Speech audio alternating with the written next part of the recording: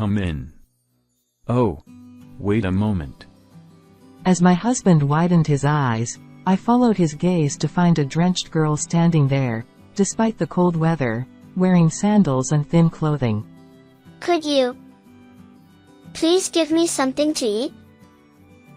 Approaching me, the girl extended her trembling hand, holding a single $1 bill. My husband and I exchanged looks. At first, we changed the girl's clothes and fed her a soup with a lot of vegetables. Watching the girl happily munching on the soup, blowing on it to cool it down, we felt relieved. The girl's name was Emma, and she lived with her mother, Mary.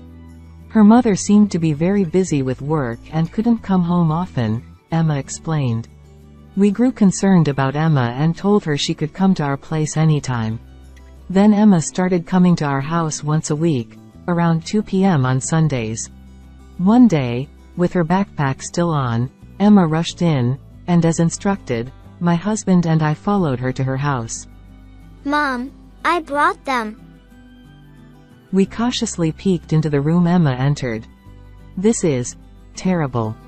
Before us lay a cluttered entrance, with several large garbage bags scattered around, making it impossible to walk. My husband and I exchanged worried glances. After a while, a woman emerged from inside, leaning against the wall. She must be Mary, Emma's mother. Are you Emma's mother? Yes. Huh? As I looked at her. My name is Nancy. Together with my husband Jason, we run a restaurant. The restaurant, named Rose, was originally started by my husband's parents, but we took over it 10 years ago. Fortunately, the nostalgic flavors have gained quite a reputation, and we are bustling with regular customers every day. Nancy. Hey. Oh, sorry. I'll bring it right away. I startled at my husband's voice and flashed him a smile. Take your time. His gentle gaze and voice encouraged me. I have to stay focused. Otherwise, our daughter will scold me. I took a deep breath and carried the steaming beef stew to the patiently waiting customers with a smile. Neither my husband nor I initially planned to take over the restaurant. He was a regular office worker, and I worked as a dietitian at a hospital. Our decision to take over the restaurant was largely influenced by our daughter. My parents-in-law, at the age of 65, were actually planning to close the restaurant, but they were urged by the customers to keep it open. They also understood our feelings and entrusted us with the restaurant. Our wishes. They are for our daughter, Michelle. She was born when I was 28 years old. She was born prematurely, weighing only 1,800 grams at birth. I hope she grows up to be as lively as a rose, brightening everyone's surroundings. And I hope she's loved by everyone like our restaurant. With such hopes, my husband wished for our child who fought hard to live inside the incubator. Michelle, the hospital stay has been extended again. Michelle slowly but steadily grew, but her body was weak, and she went in and out of the hospital several times. We were constantly on edge with each hospital visit. Perhaps sensing our feelings, Michelle always behaved cheerfully. When I get discharged, let's have a party at Grandpa's restaurant. Michelle loved the omelet made by her grandpa and the cheesecake made by her grandma. She adored their restaurant and wanted to have parties there for any occasion. Today is Grandma's birthday. We even celebrated my parents-in-law birthdays with the customers. Michelle, who kindly cheered everyone up. We were supposed to watch her grow into an even more wonderful woman right by her side. The situation took a sudden turn when Michelle was in the winter of her 3rd grade. Since becoming a 3rd grader, Michelle's health had improved significantly, allowing her to attend elementary school. She could participate in the sports festival for the first time, and sometimes her friends would come over to play after school. Just as we were relieved that she could finally lead a normal life, one day we received a call saying Michelle had collapsed at school. We rushed to the hospital where Michelle was being transported, only to find her in the intensive care unit, connected to numerous tubes, fast asleep. She was fine this morning. Why? My husband asked the doctor anxiously. Michelle will be okay. Right? Both my husband and I were so panicked that we couldn't stand without the support of hospital staff. Michelle's congenital kidney condition had worsened, and the doctors informed us that she was in critical condition. I'm sorry for worrying you. I'll get better soon. So don't worry. We have to have a discharge party as soon as possible, Michelle said, trying to cheer us up despite clearly feeling unwell. However, the illness gradually consumed her, and 2 weeks after being hospitalized, Michelle became someone who would never return home. Until the very end, Michelle looked forward to having parties at her grandfather's shop. Rose, the namesake of Michelle, held a special place in her heart. Hence, my husband and I vehemently opposed it when my parents-in-law considered closing the shop. We wanted to preserve this place filled with memories of Michelle. They nodded with gentle smiles, understanding our feelings. Over the next 7 years, my parents-in-law imparted the essence of the shop's flavors to us. Thanks to them, Rose continues to be a beloved spot for everyone. I'll have the omelet, please. Oh, Nancy, please display this in the shop. One day, while taking orders, the florist 3 doors down gave us a small bouquet. Today marks Michelle's anniversary. Among the regulars, some still remember Michelle, showing such gentle gestures like this florist. It's heartwarming to know people remember Michelle. But I still can't shake off my regrets. If only I had given birth to a healthier child. Inside the closed shop, I gaze at the flowers from the florist, tears welling up. In the empty shop, I sometimes find myself crying, reminiscing about Michelle. My husband comforted me, patting my back gently whenever I felt down. No one's to blame. It's been 23 years. And people other than our family still remember Michelle. That makes me happy. It's probably thanks to this shop. 23 years. As I look around the shop, it's well maintained, but being 50 years old, it still carries the weight of its age. We're already 59. How long can we protect this place Michelle loved so much? Nancy? What's wrong? Oh, it's nothing. Thank you, I replied, vaguely feeling anxious about the passage of time but not wanting to worry my husband further by articulating it. On a day of heavy rain, with few customers, the shop was unusually quiet, the sound of rain outside resonating clearly.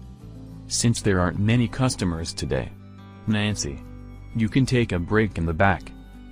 My husband said kindly to me as I started cleaning around. Thank you, but I feel like doing something with my hands. Just then, the door of the shop opened. Excuse me. Welcome. Oh, wait a minute.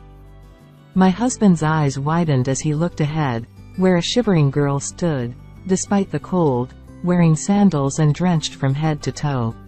Just wait a moment. I'll get a towel right now. I hurried to the back room and fetched a bath towel. It must have been cold. You'll be okay now. Could you give me something to eat? The girl extended her trembling hand as I approached, with a single $1 bill in it. My husband and I exchanged glances. Nancy, do we have any clothes that might fit her? Oh, I think Michelle's pajamas are upstairs. Come on, let's change you out of these wet clothes for now, to avoid catching a cold. Wrapping the drenched girl in a bath towel, I led her upstairs. Though currently unused, the second floor of the shop used to be where my parents-in-law lived until 3 years ago. Michelle, who adored her grandparents, always kept her pajamas with them, so she could stay over anytime. They had kept her pajamas neatly stored all this time. Oh, it fits perfectly. The pattern might be a bit outdated, but please forgive us. I worried a bit that she might dislike the outdated pattern from 23 years ago, but the girl seemed genuinely happy wearing the pajamas. And she seemed a bit relieved, quietly thanking us. When we went back downstairs, my husband, seeing the girl in Michelle's pajamas, widened his eyes. It suits you. Yeah. It suits you. Oh. Just wait a moment. I'll make something to warm you up. My husband started happily chopping onions. Perhaps feeling a resemblance to Michelle in the girl, my husband occasionally gave her gentle glances. Be careful. It's hot. After a while, my husband brought a hearty soup. Wow, it looks delicious. The girl's face lit up brightly. Watching her happily slurp the soup while blowing on it, we couldn't help but smile. I'm full. Thank you for the meal. The girl, finishing her meal, politely clasped her hands. Hey, can I ask your name? I'm Emma. Emma. My husband and I exchanged glances, noticing her speech bore a resemblance to Michelle's. Further inquiry revealed Emma was 8 years old, the same age Michelle was when she passed away. That's why Michelle's pajamas fit her perfectly. Michelle was this small. The thought of Michelle brought tears to my eyes involuntarily. At the same time, I wondered why such a young child had come alone to our house in the heavy rain. Can we ask about your home, Emma?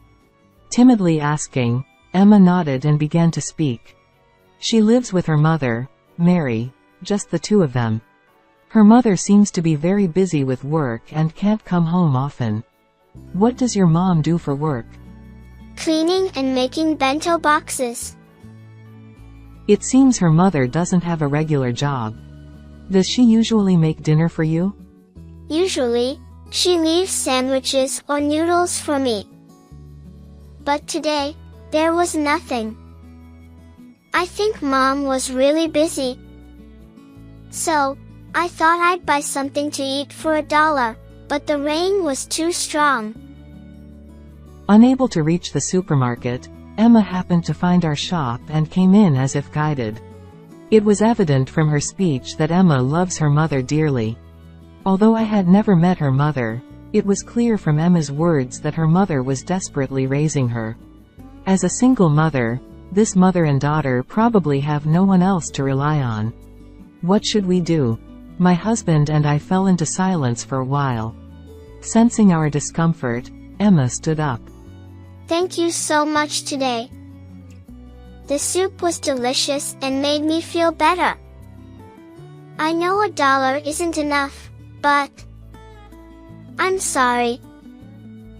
Saying this, she offered $1. It's okay. You don't need to pay. My husband said.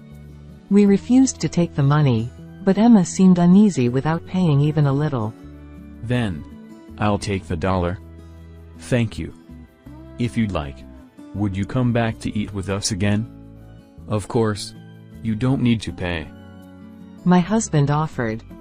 Huh, really? Eating without paying at a restaurant? Emma mumbled, looking down. Emma, never pessimistic about her situation, tried to maintain manners. Despite being 8 years old, Emma's mature demeanor made me worry. Our daughter passed away when she was 8. Her name was Michelle. She looked a bit like you. As Emma listened to my story, she lifted her head. Watching you reminds me of Michelle, and it makes me happy. So, would you come back to our place? We'd love to talk with you more, Emma.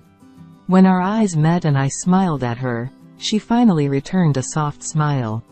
You can return the umbrella next time you come. Take care on your way home. As the rain eased up, we escorted Emma out. She looked back several times, waving her hand each time. Excuse me. From then on, Emma started coming to our place once a week, on Sundays, a little after 2 p.m. What dish is this? It's gratin. I love gratin. My cheeks are going to fall off. Emma rejoiced at her first taste of gratin. As a registered dietitian, I made sure to provide Emma with well-balanced meals, using my knowledge to the fullest. Thanks to that, Emma's complexion gradually improved. Thank you, Jason and Nancy. After finishing her meal, she always left some coins behind. It's okay. We're just using up leftover ingredients. My husband would say. Despite our repeated assurances that she didn't need to pay, Emma would leave coins on the table every time. She's such a polite and responsible child. Sometimes, I admired her for it, and other times, seeing her jump with joy after eating the cheesecake for dessert, I couldn't help but feel happy that she was just an 8-year-old girl after all. Emma gradually started sharing more about school with us. We practiced doing backflips in PE, but I couldn't do it at all. Want to practice at the park later? Yes. Emma's eyes sparkled. Come to think of it, Michelle struggled with backflips too. We used to practice at the park during the shop's break time. But suddenly, she could do it one day. I think she said a friend taught her. Memories from the past resurfaced. As we talked with Emma, we increasingly felt Michelle's presence in her. So, we wanted nothing but happiness for her. However, it seemed her mother still wasn't coming home much. Isn't it worrying to leave an 8-year-old alone, no matter how busy she is with work? We don't even know what kind of work she does. But it's not right to pry into her family's affairs. Especially with Emma. My husband replied. We could only watch over Emma when she came on Sundays, spending restless days filled with concern. One day, during lunchtime, despite it being a weekday and lunchtime almost ending, Emma rushed into the shop looking extremely distressed. What's wrong, Emma? Coming back from school? Emma, still wearing her backpack, was breathing heavily, shaking her head. Mom. Mom. Hold on, Emma. My husband said, offering her a glass of water. I helped Emma take a few deep breaths to calm down and slowly drink some water. What happened to your mom? My mom. She can't stop coughing, and it's really bad. She said to call someone. Emma seemed on the verge of tears, so I hugged her gently. Okay, it's all right. Emma, can you show us the way to your house? Yeah. I signaled to my husband, who quickly checked the time and began taking off his apron. I'll come too. The customers have just left. And lunchtime is over. He said, hanging the closed sign on the door. This way. Following Emma, we hurried to her house. We were led to a 2-story dilapidated apartment by Emma. Without hesitation, Emma opened the door to room 101. Mom, I brought them. We cautiously peeked into the room Emma entered. This is terrible. In front of us lay a cluttered entrance with several large garbage bags strewn about, leaving no space to step. My husband and I exchanged worried looks, furrowing our brows. After a while, a woman emerged from inside, leaning against the wall as she shuffled out. She was likely Emma's mother, Mary. Sorry. Cough. Cough. As I reached out to pat the coughing woman's back, I recoiled. Her body felt feverish, and even to an amateur, her condition seemed severe. Are you Emma's mother? Yes. I'm sorry. My cold. Cough. Cough. Mary, your condition seems dangerous as it is. I'll call for an ambulance. My husband said, dialing immediately to request an ambulance. Do you have your insurance card? It's in the top drawer of the dresser. I struggled through the garbage bags and managed to enter the room. The interior was equally distressing. The sink was full of used dishes, there was a mountain of laundry beside the bed, and on the desk lay empty lunch containers and bottles. Emma diligently gathered the garbage from the bags. Emma, your mom is going to the hospital soon, I said, finding the insurance card as instructed from the top drawer of the dresser. The ambulance arrived promptly, and the paramedics carried Mary out of the house. I'll go with her. That's a good idea. Stay with Emma. I'll manage the shop. My husband said. I accompanied Emma into the ambulance, deciding to go to the hospital with them. The test results revealed that Mary had developed pneumonia due to a severe cold, and she had to be hospitalized for about a week. Thanks to the medication, her cough subsided, and Mary slept peacefully with a gentle wheeze. She must have been unable to sleep for a long time. Emma, the doctor will take care of Mom, so don't worry. Would you like to come to Auntie's house until Mom is discharged? I addressed Emma, who was anxiously watching her mother. Huh? Is it okay? Emma asked. Of course. I'm sure Mom will feel more at ease resting if you're with us. She'll get better soon. I reassured her. Thank you. Emma squeezed my hand tightly. She must have been quite anxious. Emma, when you're in trouble, like today, you can always say, help. People around you will lend a hand. Never hesitate. I advised her. Yeah. Emma squeezed my hand again firmly. The next day, since it was our day off at the shop, my husband and I took Emma to visit Mary. Mary was awake by then. Emma eagerly ran to her. Emma, I'm sorry for the trouble I caused you. Mary gently embraced Emma and then turned to us, kneeling on the bed with her head bowed. Thank you so much. For Emma.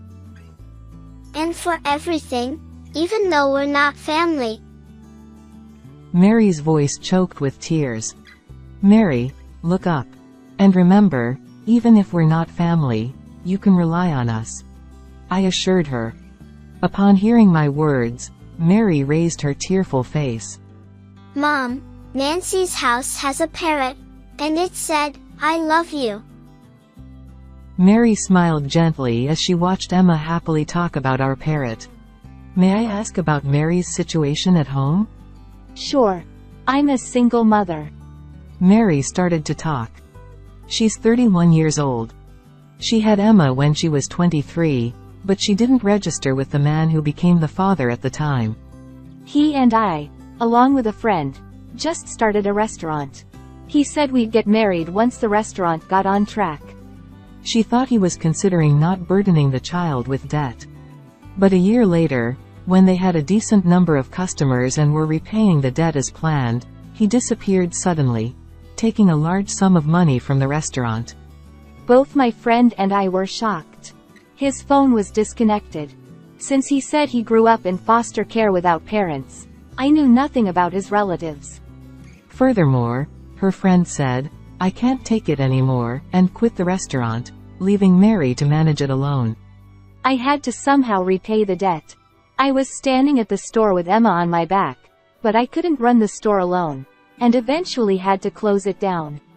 After that, Mary had to work desperately to repay the debt.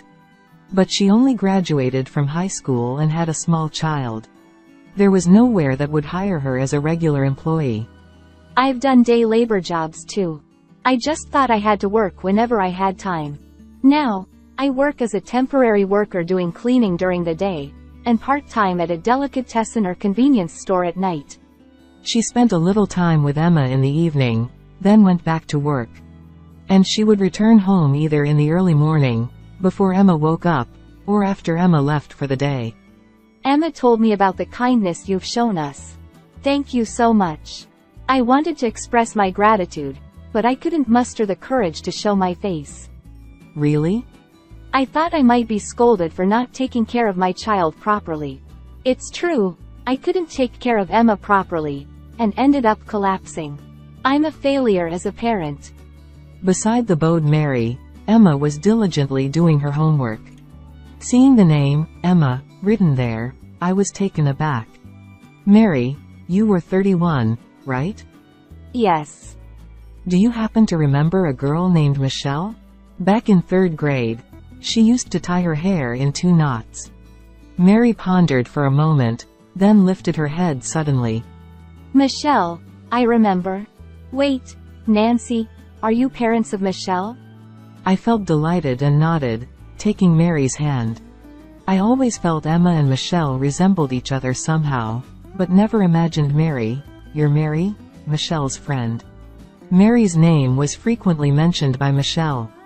A versatile athlete, Mary chased after groups of playful boys. And she mentioned how Mary accompanied her during lunch breaks to practice cartwheels, enabling Michelle to master them. Michelle often envied Mary's energetic and reliable nature. With my talk, Mary shook her head. Oh no, it was actually me who admired Michelle. She was so genuine, able to easily slip into anyone's heart.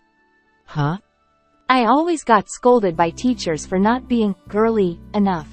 Some kids even distanced themselves, warned not to play with the one scolded by teachers. Clearly, it was a bitter memory for Mary as she bit her lip. But Michelle said she admired, Mary, I like you very much because you're stronger and kinder than anyone. I want to be like her.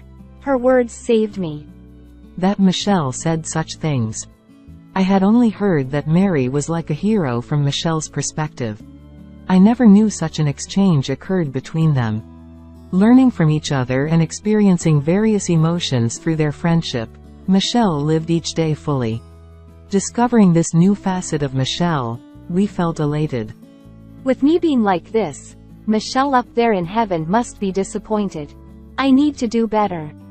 At this moment, my husband, who had been silent until then, sensitively reacted to Mary's words. You're right. Michelle might be disappointed if things stay this way.